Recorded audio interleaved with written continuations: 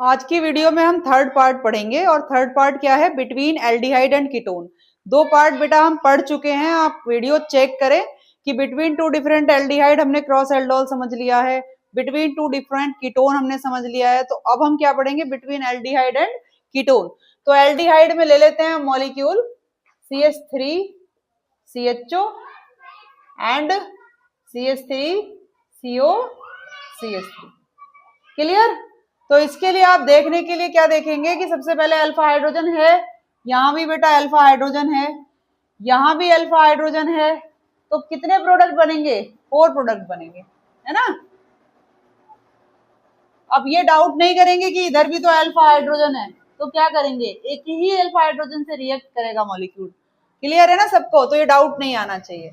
Next में आप क्या करेंगे, प्रोडक्ट 1 लिखते हैं। तो प्रोडक्ट 1 क्या बनेंगे, 2 सेल्फ एल्डोल बनेंगे और 2 क्रॉस एल्डोल बनेंगे। तो इसी मॉलिक्यूल को उठा लेते हैं, CH3 CHO प्लस CH3। तो मैंने कहा था आप मॉलिक्यूल को किसी भी तरीके से लिख सकते हैं CHO। क्लियर?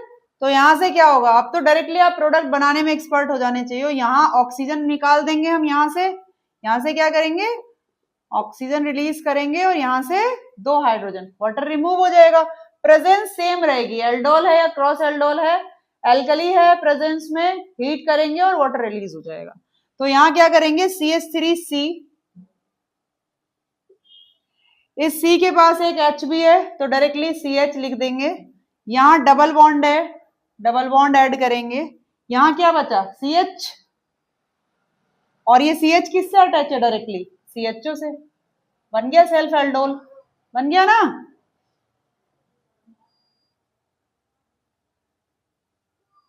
अब नेक्स्ट देखो प्रोडक्ट 2। नेक्स्ट में क्या करेंगे, हम कीटोन को ले लेंगे, CH3 CO CH3 plus CH3 CO CH3। Again बहुत सिंपल है, यहां से ऑक्सीजन रिलीज होगी और यहां से 2 हाइड्रोजन हो जाएंगे। क्लियर? तो यहां क्या हो जाएगा, CH3C। अब आगे आप CH3 ऐड नहीं करेंगे, क्यों नहीं करेंगे, साइड में करेंगे, क्योंकि हमें इस मॉलिक्यूल से इसको अटैच करना है। तो डबल बॉन्ड से क्या अटैच करेंगे, यहां से 2 हाइड्रोजन रिलीज होंगे, 1 हाइड्रोजन बचा तो CH हो गया। CH से क्या अटैच है, CO CH3। अब देखो, अगर आप ये प्रोडक्ट बना भी लेते हैं तो ये गलत है प्रोडक्ट। क्यों गलत है, क्योंकि यहाँ देखो कार्बन की वैलेंसी कितनी होनी चाहिए, 4 वैलेंसी होनी चाहिए, 1 2 3। तो कितनी वैलेंसी है, 3 ही वैलेंसी है।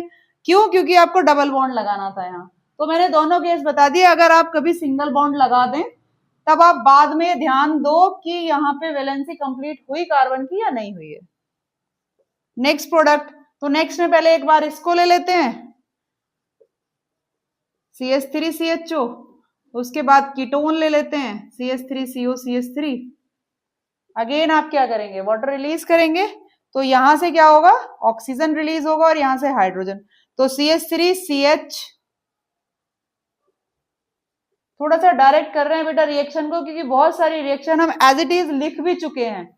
CH3 CH double bond, O यहां से रिमूव हो जाएगा, यहां से 2 हाइड्रोजन होंगे तो कितना बचा, 1 हाइड्रोजन, तो CH। और इस CH से क्या जुड़ा हुआ है, CO CH3। ये क्या है, क्रॉस एल्डोल, ये क्या है, और इससे पहला वाला प्रोडक्ट क्यों था, सेल्फ एल्डोल, क्योंकि दोनों मॉलिक्यूल इसके सेम हैं। नेक्स्ट प्रोडक्ट, अब क्या करेंगे, पोजीशन चेंज कर देंगे, पहले कीटोन लिख लेंगे, CH3 CO CH3 plus CH3 CHO। Clear?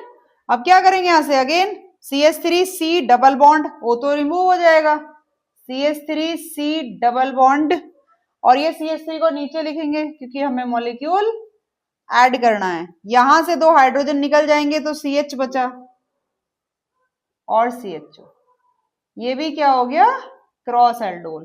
क्यों, क्योंकि दोनों डिफरेंट मॉलिक्यूल हैं।